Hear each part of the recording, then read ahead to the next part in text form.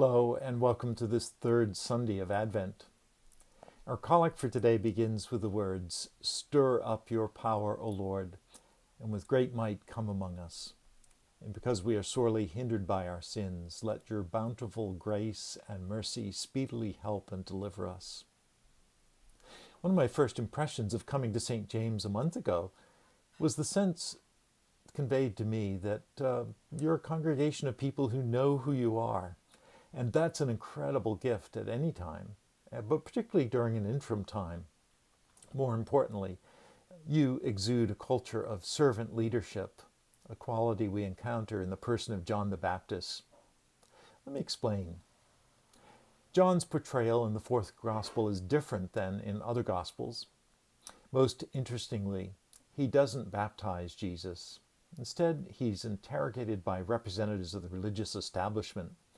He's clear that his primary role is to witness. The evangelist says of John that he came as a witness to the light so that all might believe through him. John, and Jesus for that matter, are suspect by the authorities because they call people to, an inner holiness. They make the functions of being a temple authority to enforce law obsolete. And it's always a good reminder of what true leadership looks like. It's easy to forget that leadership is always in service to something larger and more important than yourself. Make no mistake, John is a leader. Why else would the religious authorities come all the way to the countryside to come and question him? He was what we might call today an influencer, and therefore a potential ally or threat. And so they come out to investigate him, to challenge him, or perhaps to discredit him. None of this seems to bother John in the least, which is also interesting because he knows who he is and he knows who he is not. He's not the light. He's the one pointing to the light, crying in the wilderness, serving as a witness. John knows who he is. And that includes knowing who he's not. I wish there were more leaders like John right now. More folks who didn't imagine that everything revolved around them. More leaders who recognize that the office that they hold is not there to serve them, but there to hold it to serve others. More folks who understood who they are and who they're not. The temptation is, of course, to forget that we're always called to serve others, a temptation that isn't limited to one field. This is true for priests and politicians. It's just as true for educators and law enforcement, for health professionals and sales associates, and students. Bishop Curry reminds us that we are meant to treat one another as thou. Those we're in relationship to. Everyone is deserving of our care. Perhaps the only kind of true leadership is servant leadership. This kind of servant leadership John embodies can be a model to all of us. In The Art of Possibility, Roseman and Benjamin Zander suggest that it's possible to lead from any chair.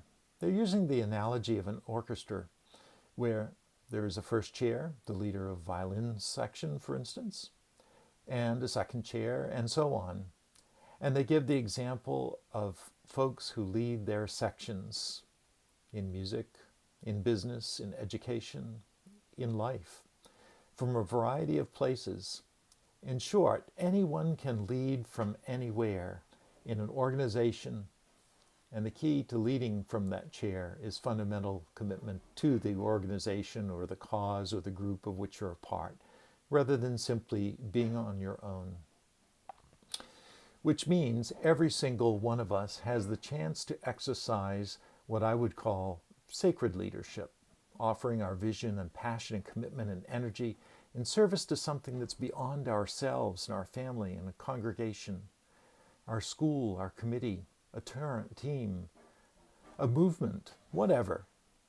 And toward that end, John offers a striking example and may encourage you to put your faith into action by participating in something larger than yourself. You see, we are free to do this, to give ourselves away in service rather than try to credential ourselves, precisely because our worth isn't something that has to be earned or proved. It simply is given as a gift from Jesus, the one to whom John points. And what a great Christmas gift indeed.